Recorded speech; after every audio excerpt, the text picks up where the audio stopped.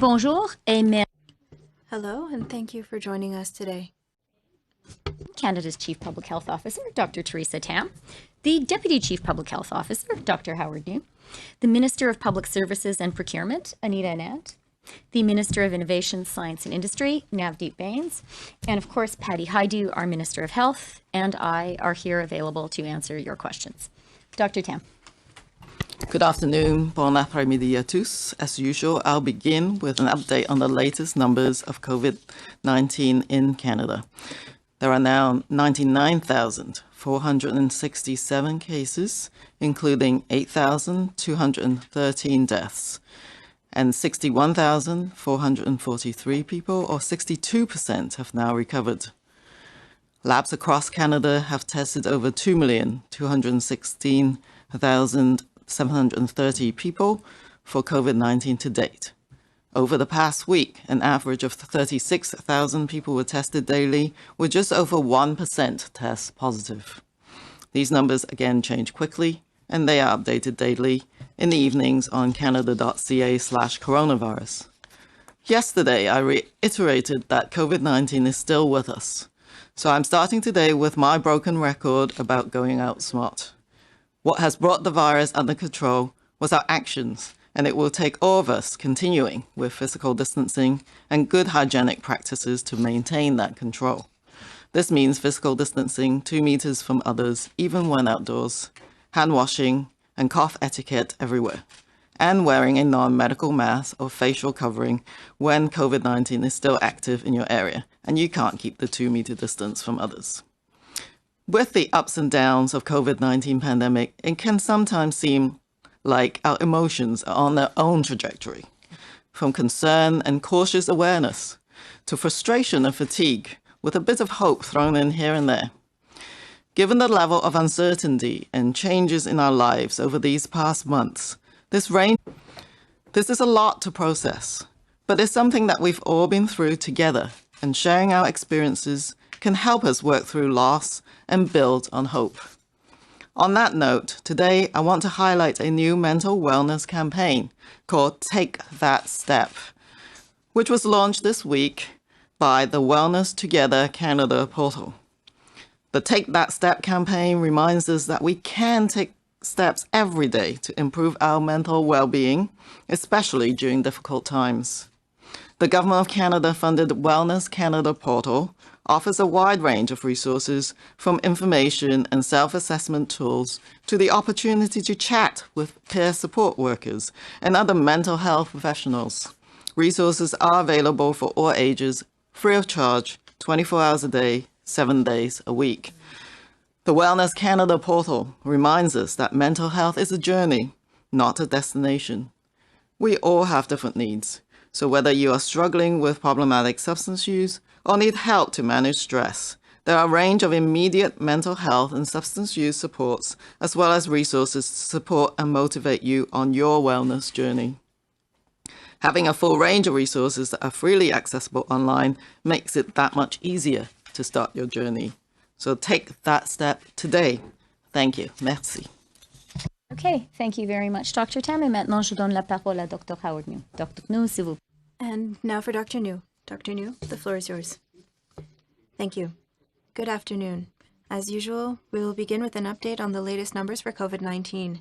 In Canada, there are now 99,467 cases, including 8,213 deaths, have tested over 2,216,730 people for COVID-19 to date. Over the past week, an average of 36,000 people were tested daily, with just over 1% testing positive. These numbers change quickly and are updated daily in the evenings on canada.ca/coronavirus. Yesterday, we reiterated that COVID-19 is still with us, so we are starting today with repeating how to go out smart. These measures have allowed us to control the virus, and we need to continue with physical distancing and good hygiene practices to maintain that control. This means physical distancing 2 meters from others, even when outdoors, hand washing, and cough etiquette everywhere, and wearing a non-medical mask or face covering where COVID-19 is still active and you can't keep a 2-meter distance from others. With the ups and downs of the COVID-19 pandemic, it can sometimes seem like our emotions are on their own trajectory, from concern and cautious awareness to frustration and fatigue, with a bit of hope thrown in here and there. There's a lot of information to digest, and we're all in the same boat. Sharing our experience can help us to rebuild with hope. That said, today we would like to present a new mental wellness campaign. It's called Take That Step, which was launched this week by the Wellness Together Canada portal.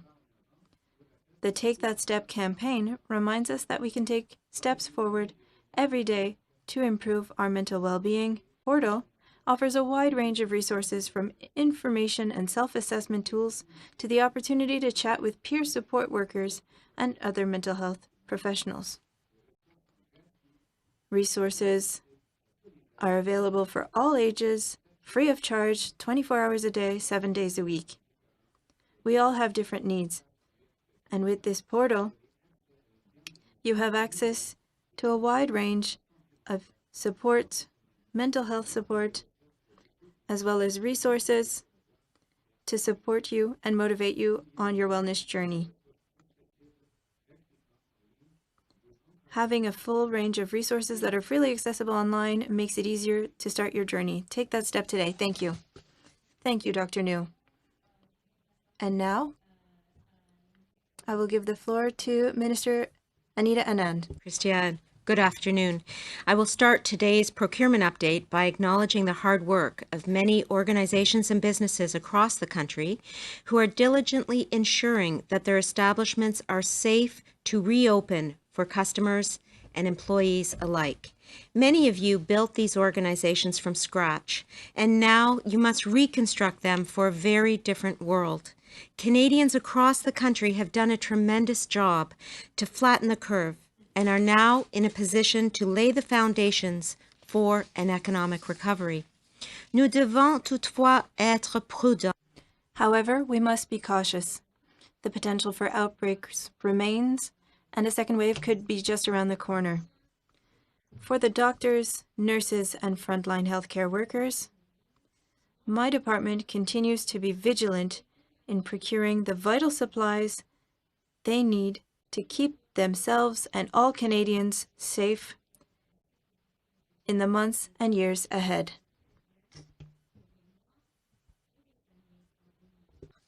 We are focused on ensuring that Canada is prepared when it comes to having enough personal protective equipment. As the demand for PPE around the world goes up, Canada is keeping up. Our strategy from the beginning has been to aggressively procure PPE in a highly competitive global marketplace and to diversify our supply chains, especially by engaging domestic suppliers, a task that I've been pleased to work on with my colleague, Nav Bains. Now for the deliveries update. Internationally, cargo flights of PPE and other supplies continue to arrive daily. This past week, we received 11 more plane loads of supplies, and our 70th cargo flight is on the way as we speak. 70 flights. This is an incredible effort. Since last week, we have also received 4 additional shipments by sea, arriving shipped to Canada. Transport by sea will become increasingly important over the next months. Chez nous, ici à Canada, par ailleurs. Here in Canada, we are receiving deliveries from Canadian companies every day. More and more, we are relying on the domestic production of some of our most vital supplies. Pride in the fact that Canadian companies are playing an imperative role in our pandemic response, while sustaining and creating jobs right across the country at a time when Canada needs them most. Companies such as Fluid Energy, a Calgary-based chemical processing and manufacturing firm, was primarily focused on developing and producing environmentally responsible chemical systems prior to COVID. Fluid Energy answered the government's call to action and has stepped up to produce 10 million liters of hand sanitizer for the federal government and Canadians at large. The company has already delivered 5 million liters and will be fulfilling the remainder of the order in the next few weeks. Canadian companies such as Fluid Energy are doing their part, and we are pursuing opportunities with more companies, including businesses led by traditionally underrepresented groups. For example, a recent request for proposal aims to solicit interest specifically from Indigenous-led businesses that can help to provide 25 disposable non-medical masks. We have had an encouraging response so far, and we expect to award contracts in the coming weeks.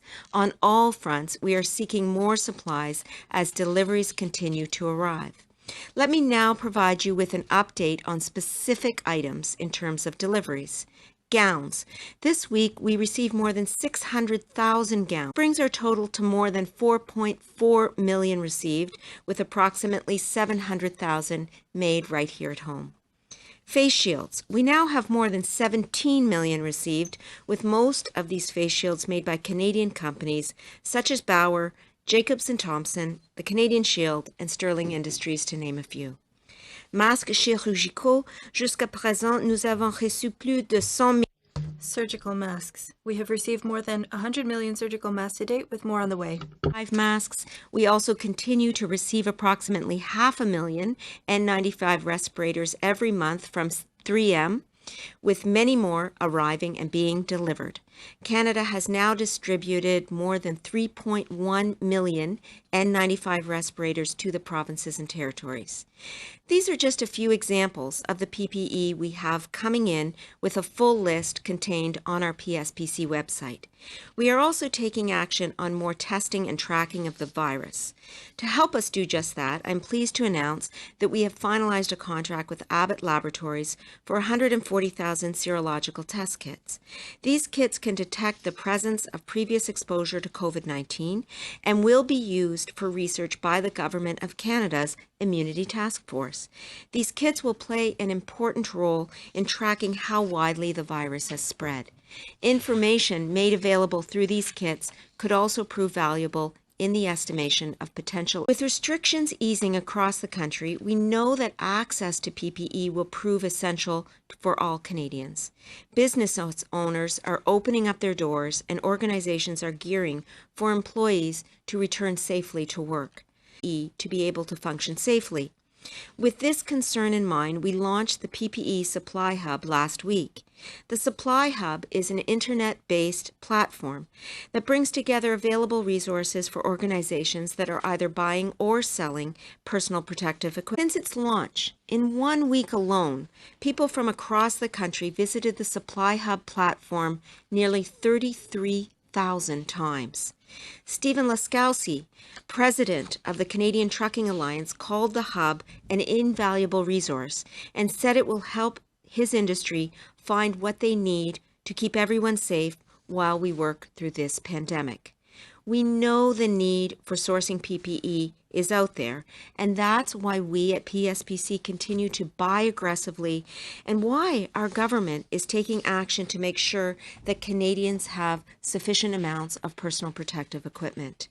In closing, to the thousands and thousands of Canadians who have been able to return to their jobs, a key factor in driving economic recovery, thank you. I wish to once again acknowledge the healthcare workers as well, who are on the front lines keeping Canadians safe. This voice of appreciation cannot be said enough. You are the heroes that have guided us through this pandemic, and Canadians appreciate all that you do. Our government will continue to ensure that you have enough personal protective equipment now and into the future. We are pressing forward and will continue to do so. Thank you so much. Merci beaucoup. Okay, thank you, Anita. And now we will hear from the Minister of Innovation, Science and Industry, Navdeep Bains. Nav, please. Thank you very much, Christia, and good afternoon, everyone. Over the past several months, our government has been doing whatever it takes to protect the health of Canadians and the Canadian economy. And I've been extremely proud of how communities across the country have responded as we navigate through this crisis. Nous voulons tous retrouver nos lieux de travail. We all want to go back to work. We all want to be able to go to school and see our elders. Action. Over 6,400 companies have contacted us to offer their expertise and capacity. And of those 6,400 companies, 700 have retooled to supply personal protective equipment. Nous avons agi rapidement pour lancer un appel à l'action. We acted quickly. We analyzed letters of proposals and made purchases. On our work to developing testing and personal protective equipment capacity in Canada. Nous avons signé un contrat. We signed a contract with a Montreal company. This company will create magnetic reagents, and this technology is essential for laboratory testing. I'm happy to say that both CAE and ventilators for Canadians have received an authorization from Health Canada.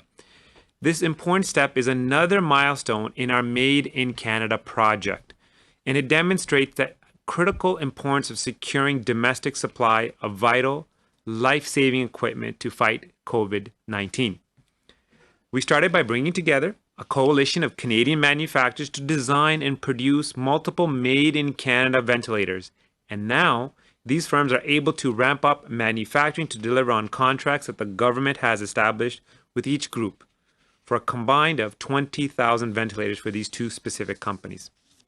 And on masks, the National Research Council is working with Dorma Filtration to adapt Dorma's low-cost, reusable N95 masks for mass production to help meet the needs of Canadian healthcare workers.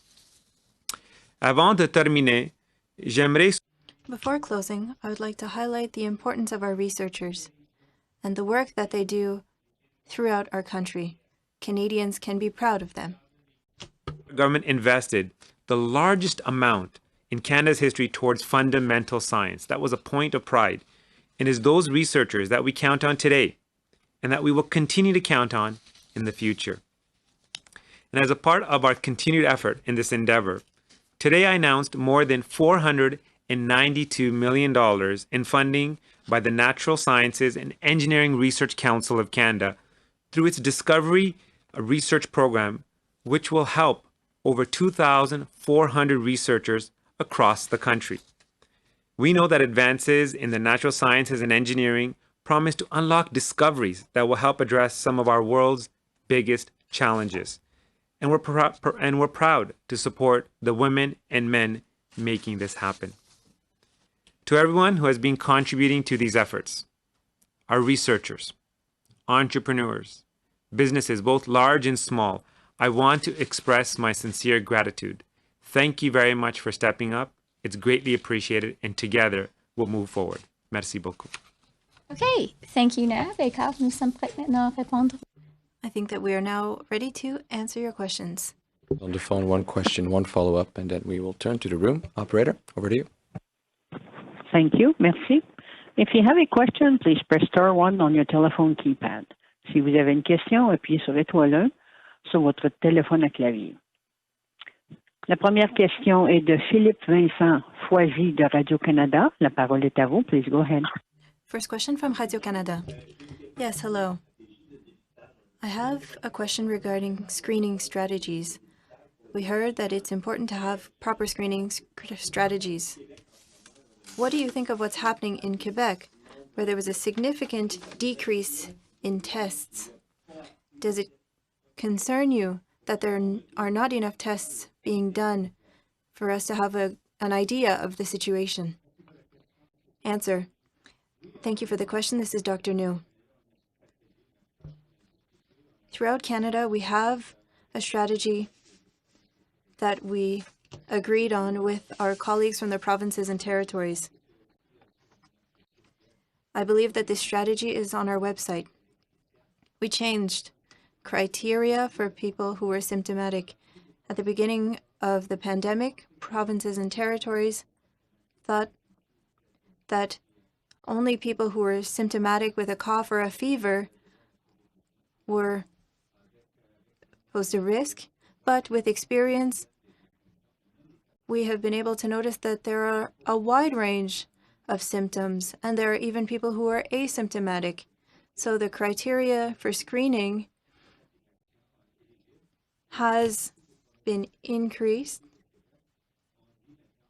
in Quebec with any kind of symptoms.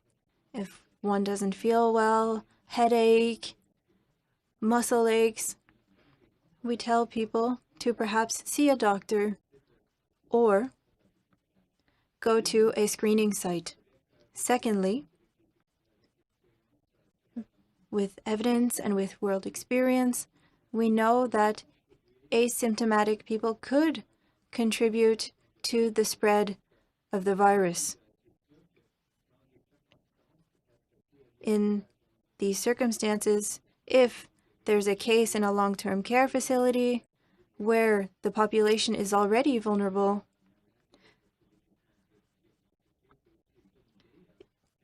it might be a good idea to screen all of the other residents and staff in that facility. This is an approach that was well implemented by all provinces and territories. And lastly, in some provinces, there are studies or an approach to offer screening for people who are asymptomatic. There are risks associated with screening people who are asymptomatic, and there are benefits as well, but we'll see the results of these pilot projects or these studies. And at the Special Advisory Committee, we talked about the preliminary results. Currently, there are not a lot of positive results in the asymptomatic population, but we are going to keep following up on these results. I can't necessarily talk about what's going on in Quebec. It's important to look at your local epidemiologists. Quebec, what is going on in Quebec? Follow-up question? Dr. Tam, and j'aimerais... This is Dr. Tam. I would like to add more data. It's the percentage of positive cases. In Quebec, for the first time, the percentage of positive tests is under 3%. And it's the first time since the start of this. Important to keep following that number. Thank you. Philippe Vincent, follow-up question, please.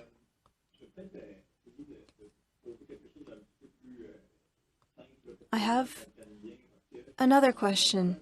I want everyone to understand because some people may be asymptomatic. It's important for them to be tested, but the message that you have for the population in Quebec or elsewhere regarding screening, are you saying go for it? Are you saying go for it only if you have symptoms? Because it's a little bit confusing. We don't know whether or not we should get tested, when, why, how. Could you explain clearly to Canadians what you are asking of them regarding screening? Answer. This is Dr. New again. Thank you for your question. We have an approach for screening throughout the country, but it's important for individuals to follow the recommendations of their local epidemiologists because things are different. For example, in the north, in the territories, the situation is quite different from what's going on in Montreal or other regions of Quebec. But to make things simple, we have said that for all people who are symptomatic, regardless of their symptoms. There are a lot of symptoms: headaches, cough, fever.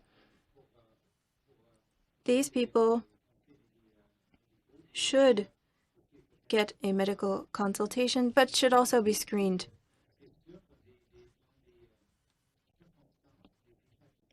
In facilities with vulnerable populations, if there's a positive case confirmed by a test that it's a case of COVID-19, well, we recommend then to test the other residents of this facility. For example, in long-term care facilities in Quebec or in centers for homeless people or for temporary foreign workers in their housing units, because vulnerable populations who are living in places where it is impossible to maintain physical distancing, it is important to do increased screening.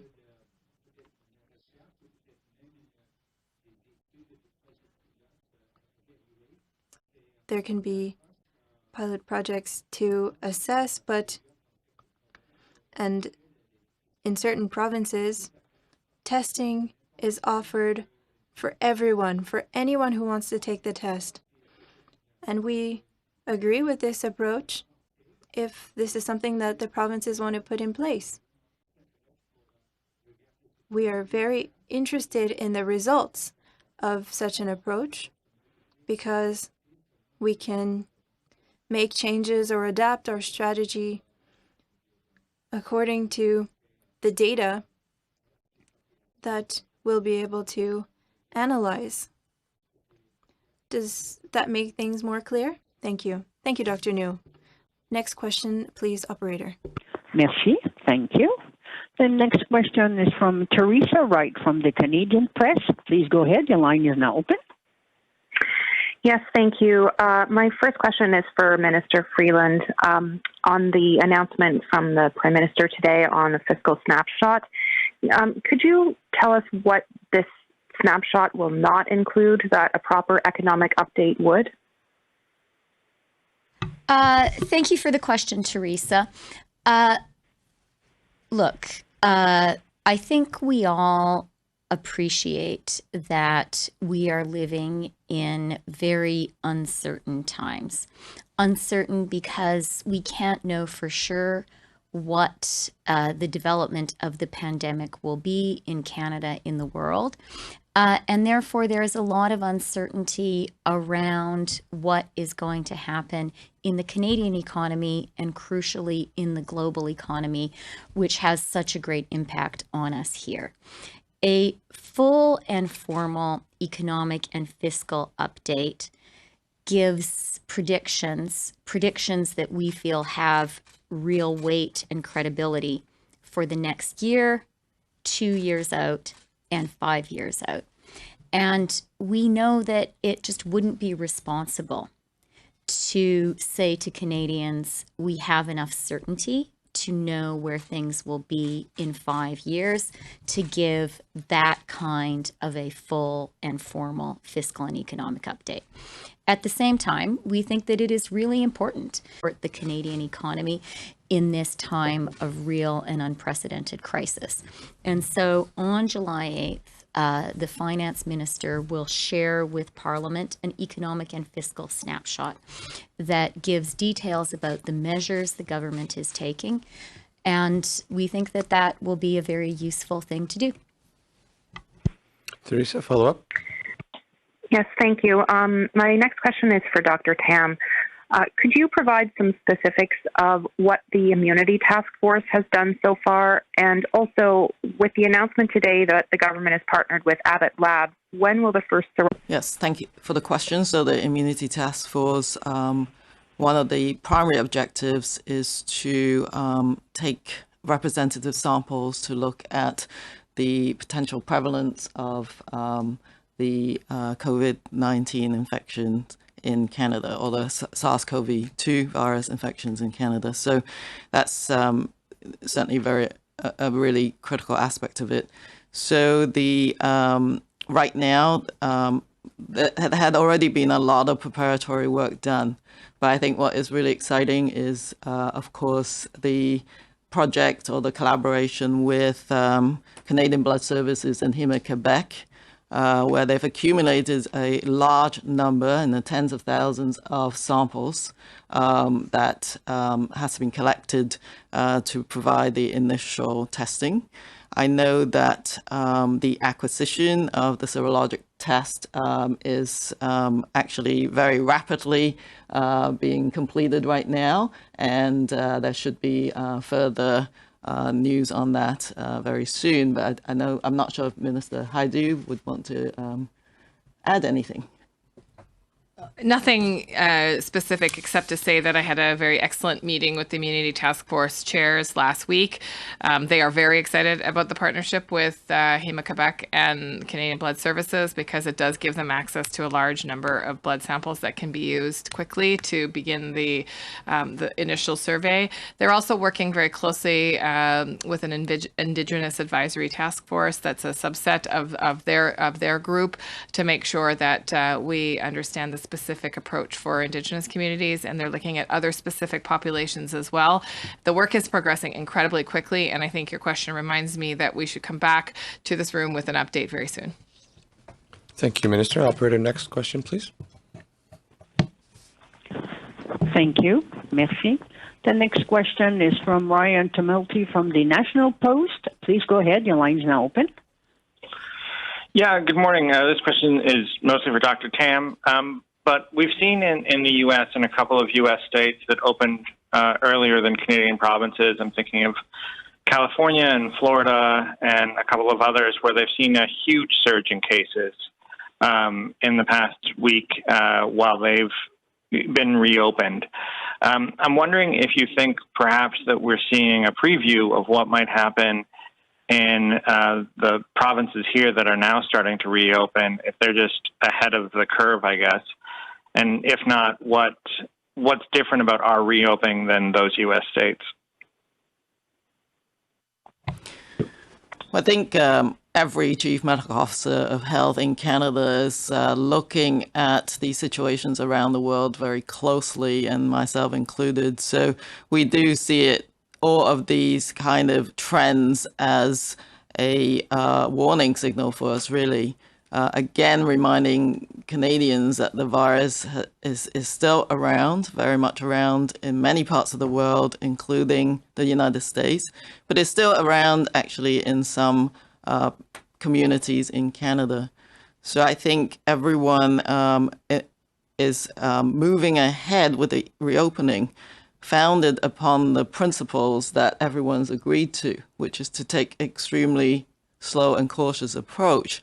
But that some of the key sort of agreed upon principles upon we work is, first of all, the ability, of course, to be able to detect, test cases, trace the contacts rapidly, isolation and quarantine, as well as we've heard, keeping up with the supplies for the healthcare system, human resource, as well as the public health capacity. So, and of course, the very careful look at what we do about our international borders. So keeping up with the mitigation and reduction of importations through the Quarantine Act and the 14-day required quarantine period are really measures that we are continuing at this time. But I think every time we meet, which is very, very frequently with the province territories, people are sharing some of the lessons learned, looking very carefully at some of the clusters, if you like, outbreaks that have occurred. But as you've seen from the different provinces and territories, when cases have occurred, they've been rapidly moving in to investigate and address those. And so I think whether it's, New Brunswick, British Columbia having some cases, they are rapidly moving in using that kind of strategy.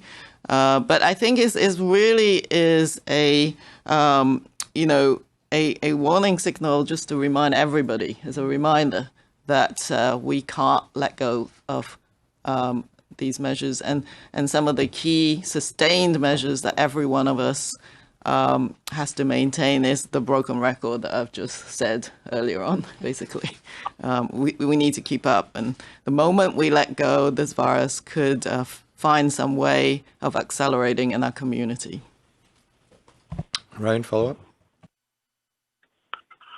Is that what you think then is happening in these U.S. states that are seeing? I mean, they're seeing cases higher than they have seen in any point during the pandemic, threefold higher than what they've seen during any point in the pandemic. Is that what you think is happening there then? That they aren't investigating quickly, or they don't have enough basic measures in place?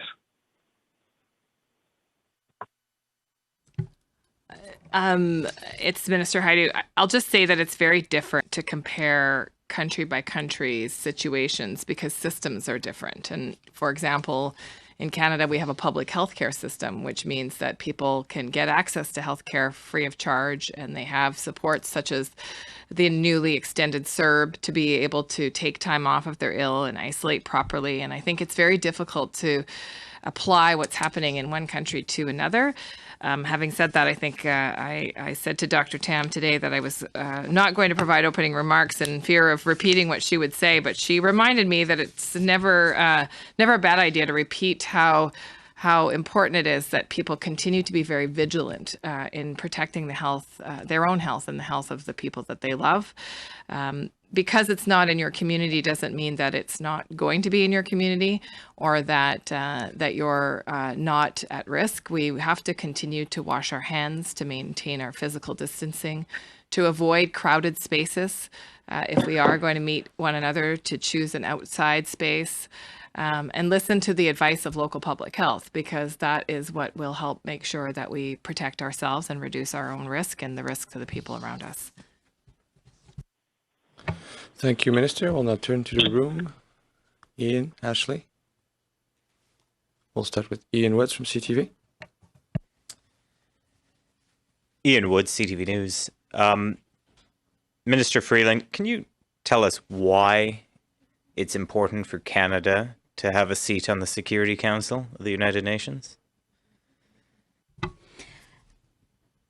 It's important for Canada, and it's important for the world. I think we all recognize that the world is at a real hinge moment, a time when Canada and all countries in the world are facing some profound and unprecedented challenges. The coronavirus is obviously such a challenge. So is climate change. And even as we are facing these profound, truly global challenges, we are also living through a time when the rules-based international order that was founded after the Second World War is under a great deal of stress. At a time like this, in that rules-based international order, in supporting multilateralism, and in making it fit for purpose for the 21st century, and in bringing to that effort the principles and the values that Canadians and our government champion. Principles like feminism, principles like fighting climate change, principles like supporting human rights, principles like the real value, really the preeminent value of international collaboration. And so I am absolutely convinced that having Canada at the table at the UN Security Council can be really, really valuable to every Canadian. And I think it would be a great thing for everyone in the world. And so for all those permanent reps at the UN, if you haven't voted yet, I strongly encourage you to back Canada. Forgive me, Ian. Madame la Vice-Première Ministre me demande si vous pouvez répéter cette réponse. Can you repeat your answer in French, please? Yes, certainly.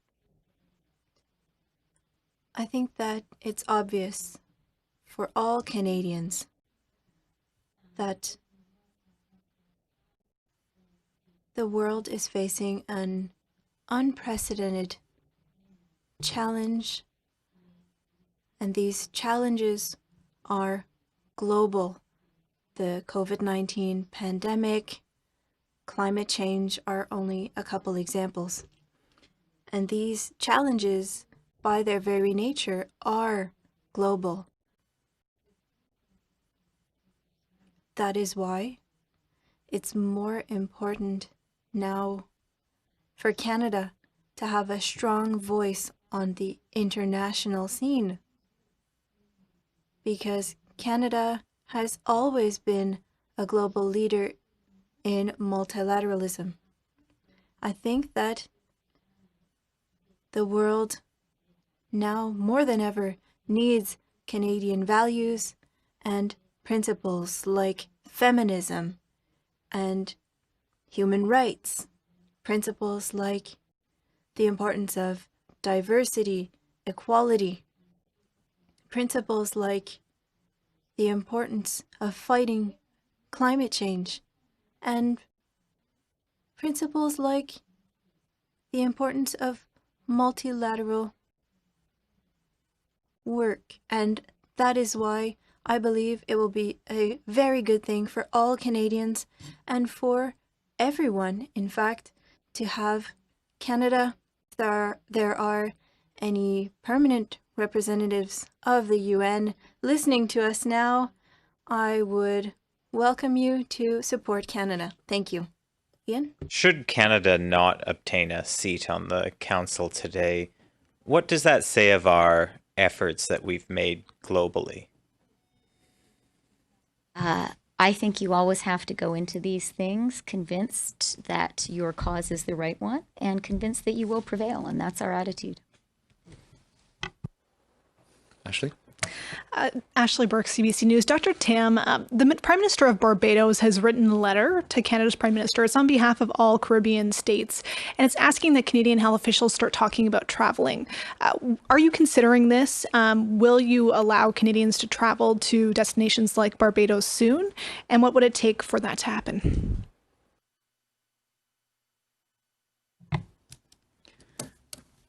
So we have provided travel advice for Canadians to avoid non-essential travel, essentially, to anywhere outside of Canada, essentially, at this point, and that is our current advice. Of course, we'll evaluate things on an ongoing basis. We do know that as other countries are opening up, there's every possibility the Canadians will travel more. And but of course, if they do that, they need to be fully cognizant of what that risk is. And when they come back to Canada, they are subjected to a mandatory 14-day quarantine, and that stays.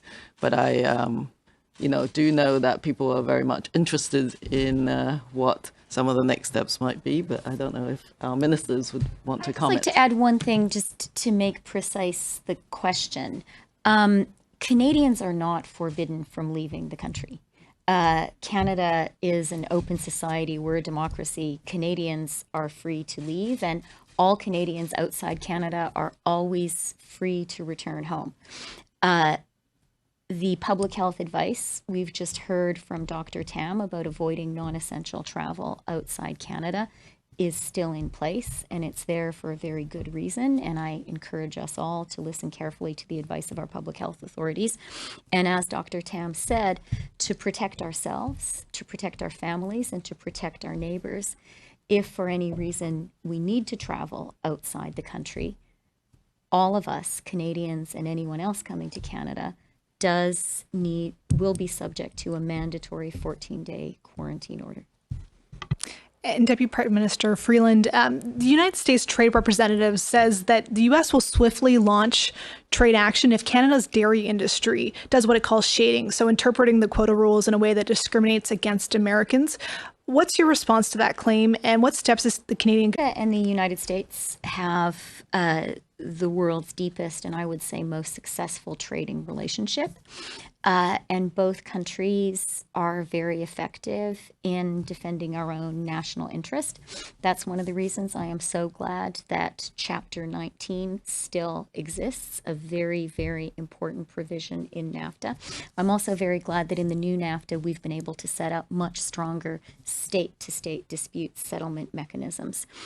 When it comes to the new NAFTA, Canada is a country that is an ardent and effective trader and trading partner.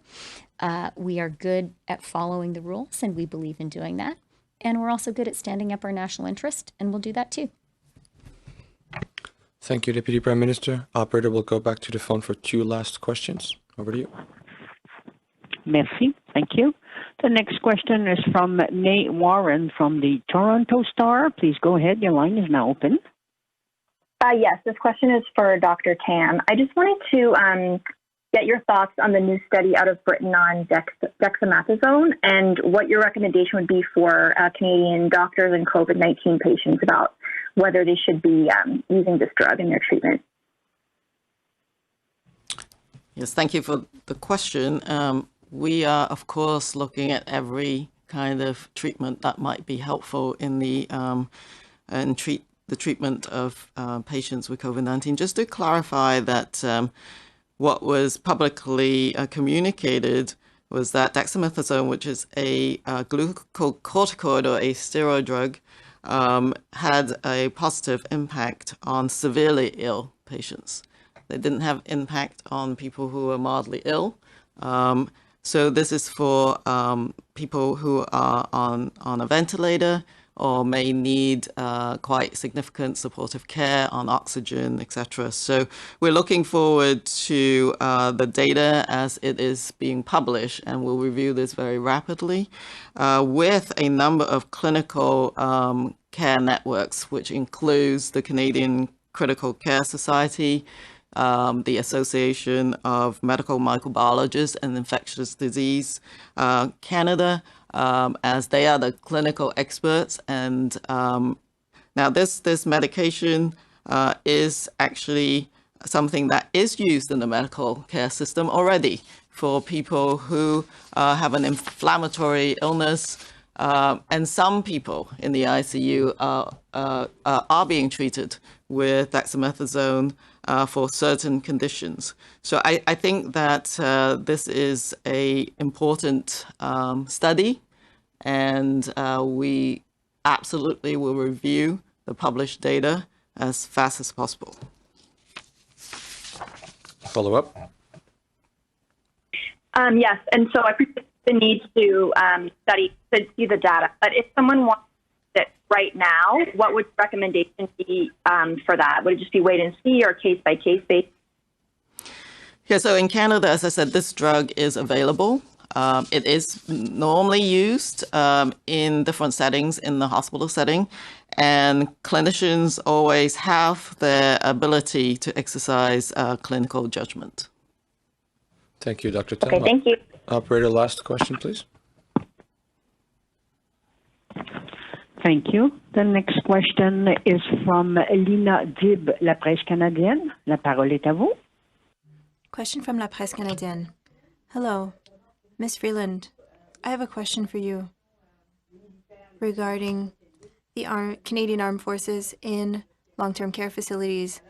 Mr. Trudeau earlier said that an announcement would have hired the 1,000 people by the fixed date. Where are you at in all of this?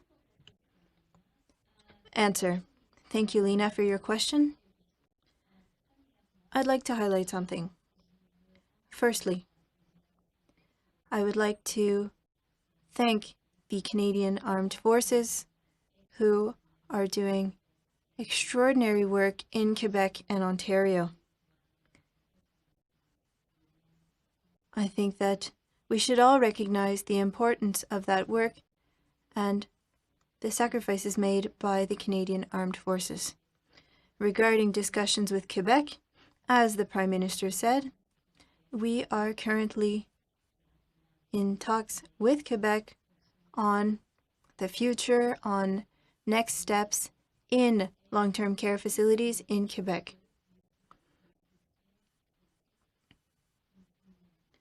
This essential support will continue. I want to highlight that.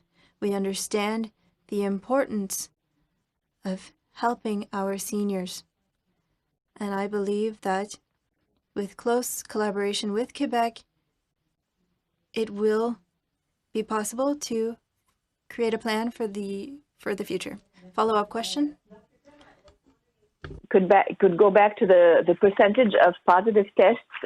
You say Quebec has never been so low, about 3%. You're reporting just a little over 1% of positive tests in all of Canada.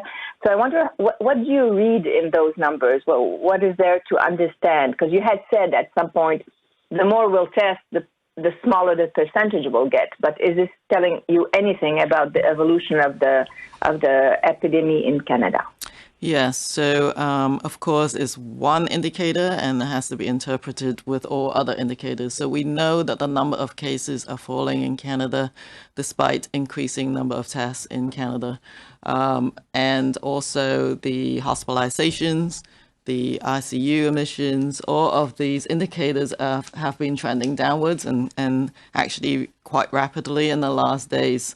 And so I think this indicator, which is the percentage of lab positive tests, which is over the total number of tests taken, is trending down as well, which is a good sign. I think it goes along with the fact that this initial wave of the pandemic is, with the collective action of everybody, is coming under control. And so the percentage of tests also gives us an idea of whether we're testing in the right place, on the right populations at the right time, as the pandemic rolls along. So at the height of a pandemic, we might expect like a 10% positive as being quite good in terms of the fact that the tests being done are targeting the right population. As we come down this side of the epidemic curve, what we have to watch for is actually when it gets really, really low, is to examine those positive cases to see if they're indeed cases or whether they're actually false positive cases. So we might come across some of those as well if that percentage goes quite further down. Provinces and territories that have had less than 1% positive are very much cognizant of this phenomena, and they will be investigating every case and lab positive to further understand them and further understand the performance of our tests. It's Dr. New here. Maybe add to that in the Quebec context. The 3% is overall for Quebec, but obviously even in Quebec, I think that's why I didn't really get into the details. You need to look at what's happening at a very local level, because obviously what's happening in Montreal is completely different from what's been happening in the rest of the province of Quebec. So I think, rather than even taking, quote, a general overall percentage, I think you need to drill down, as they say in English, in terms of what is the sort of positive test rate in Montreal compared to other regions of Quebec. And that's obviously guided, I think, officials in Quebec in terms of how they've been relaxing certain measures in sort of a staged way, maybe region by region. Montreal, I think, being a bit delayed compared to the rest of Quebec. So I think it's important to look forward to see how those measures are being implemented, what the results are, and keep track of the testing approach in the specific parts of Quebec, rather than maybe just Quebec as a whole. Thank you. Thank you, Doctor.